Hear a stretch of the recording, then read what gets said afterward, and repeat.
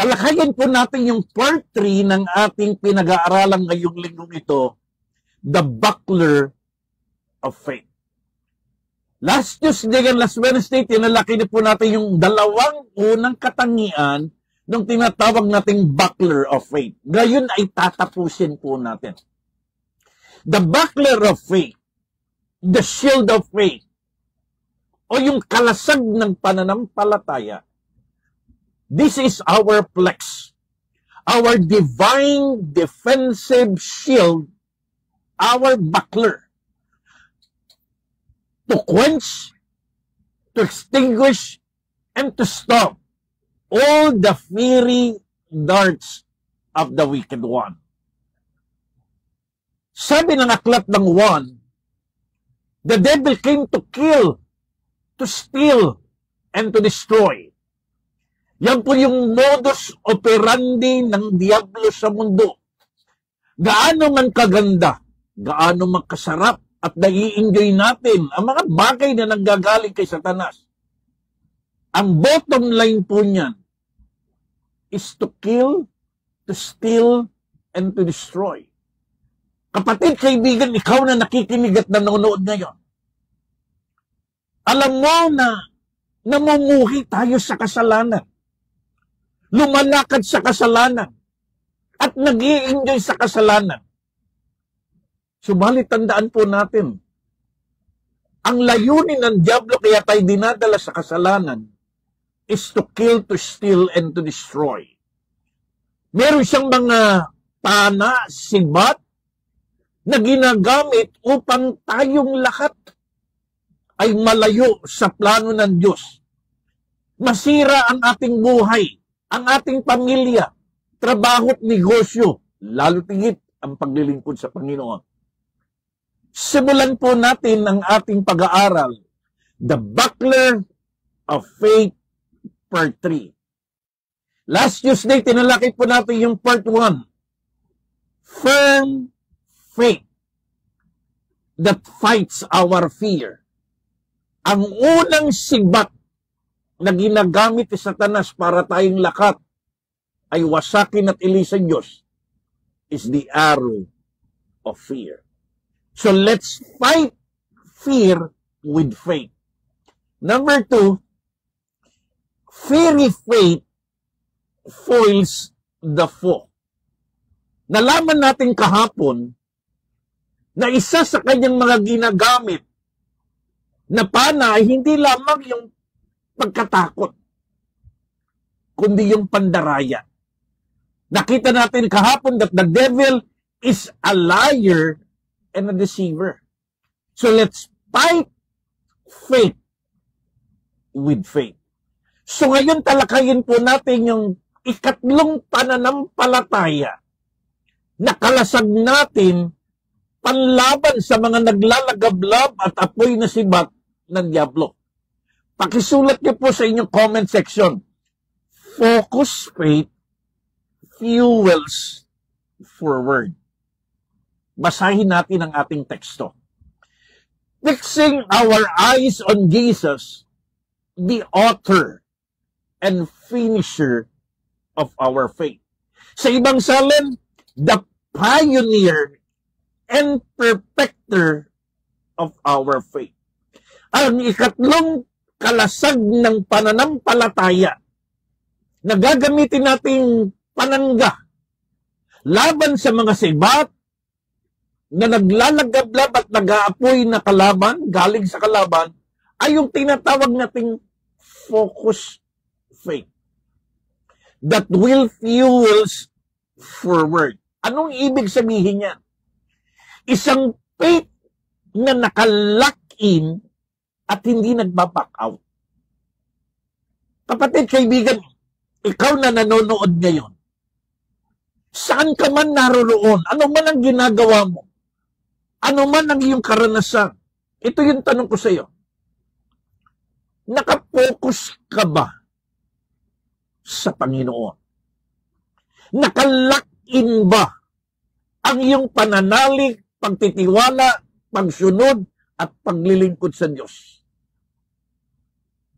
O maaaring nagla-lockdown na po ang ating pananampalataya. Ang ikatlong kalasag ng pananampalataya, focus. Isang pananampalataya na aabante, hindi aatras. Pasulong, hindi paatras. Na habang tumatagal ang ating pagsunod at paglilingkod sa Diyos, na habang tumatagal ang ating pag-aaral, na habang tumatagal ang ating pagtatrabaho at pagninegosyo, ang pananampalataya natin nakapokus, fuel forward. Kumbaga, sa isang sasakyan talagang umaabante, hindi umaatras. Kung saan tayo nakatingin, doon tayo pupunta. Saan nakapokus ang ating pananampalataya? Sa Diyos, who is the pioneer and perfecter of our faith, the author and perfecter of our faith. Kapag hindi tayo nakapokus sa Diyos, madidisturb ka sa iyong ginagawa.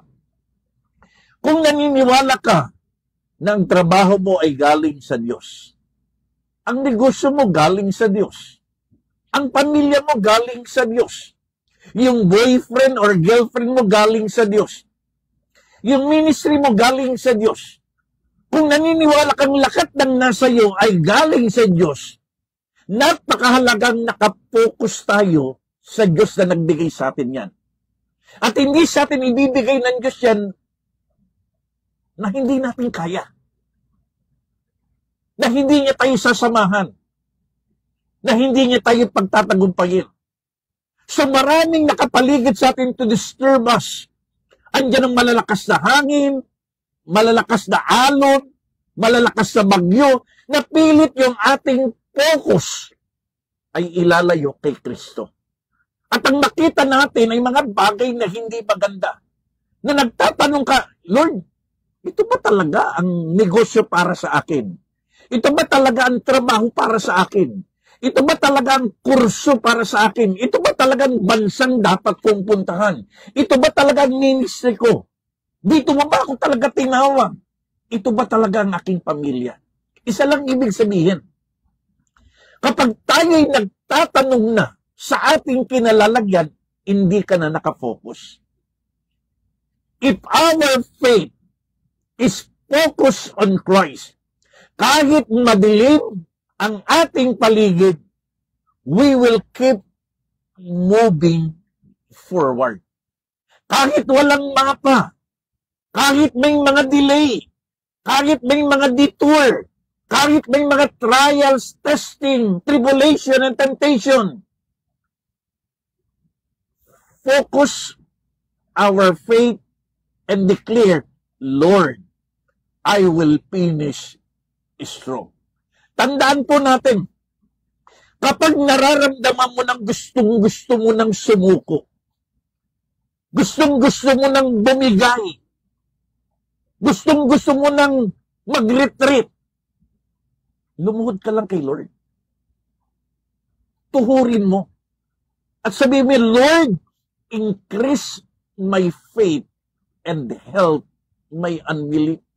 Basta may faith tayo, basta may focus faith tayo that will fuel forward, tuloy pa rin ang laban. No retreat, no surrender. Alam niyo kung bakit? Because winners don't retreat. And quitters never wins. Ang mga mananagumpay, hindi umaatras. At ang mga umaatras, hindi po nananagumpay. Kahit paulit-ulit na tayo'y nasasaktan, kahit paulit-ulit na tayo'y nahihirapan, as long na nakafocus ang faith natin kay Kristo, hindi sa tao, hindi sa mundo, hindi sa circumstansya, nakatitiyak tayo, worth it yun. Kaya laban lang. Dahil tayo po'y hindi iiwan, pababayaan ng ating Panginoon. little faith will bring our soul to heaven. But great faith will bring heaven to our soul. Amen? Ulitin natin. Little faith will bring our soul to heaven. Kahit napakaliit lang ng pananampalataya natin na nakapokus kay Kristo, sapat na yan para tayong lahat ay umakyat ng langit. Subalit, a great faith will bring heaven to our soul. Ito yung maganda sa great faith. Kapag may malaki tayong pananampalataya na nakapokus kay Kristo, ang langit mismo ang bababa para dito pa lang sa lupa, langit ka na. So tandaan natin, little faith will bring you to heaven, but great faith will bring heaven to you. So sa ating closing challenge, ngayong linggong ito, don't let fear, failures, and our feelings win over us. Huwag nating hahayaan na yung takot, yung mga failures of life, and even itong pakiramdam natin ay manaig laban sa atin. When attacks come, pag dumadating na yung mga sibat, mga pana, anong gagawin natin? Raise your buckler. Pakisulat nyo nga sa inyong comment section. When fear, failures, and feelings attack, raise your buckler. Speak faith. Live faith. And walk by faith and not by sight. Sa ating wise up, don't lower your shield because you are tired. Alam ni Lord, pagod na pagod ka na. Alam ni Lord, bugbog na bugbog ka na. Alam ni Lord, hirap na hirap ka na. Kaya nga nangako sa iyo ang Diyos, I will never leave you nor forsake you. So yung ating wisdom for the day, don't lower your shield because you are tired. Raise your shield, your buckler, because you are called to become conqueror and more than an overcomer. So sa lahat ng mga nakikinig, lahat ng pinagpala, kapatid, kaibigan, umaatras ka na ba? Sumusuko ka na ba? Bumibigay ka na ba? Raise your buckler. Don't let fear, failures, and feeling overcomes you. Lumapit tayo kay Lord. Kung bibigay ka na, susuko ka na, sabihin mo lang, Panginoong Hesus, patawad sa lahat ng aking mga kasalanan. Tulungan mo po ako na lakat ng mga hamon ng buhay ngayon, lakat ng pana ng pagkatakot, pana ng pag-aalinlangan, pana ng pagdududa, ay sanggahin ko lakat ng kalasag ng iyong pananampalataya. Inaamin ko, hindi ko po ito kaya. Kaya tinatanggap kita bilang Panginoon at tagapagligtas ng aking buhay. Maghari ka. Baguhin mo po ako, Panginoon. Palakasin at gamitin bilang daan ng iyong kalooban. Salamat sa iyong pagmamahal, salamat sa iyong pagliligtas, salamat sa pagpapatawad, salamat sa paghahari at pagbabago. Sa pangalan po ni Jesus. Amen.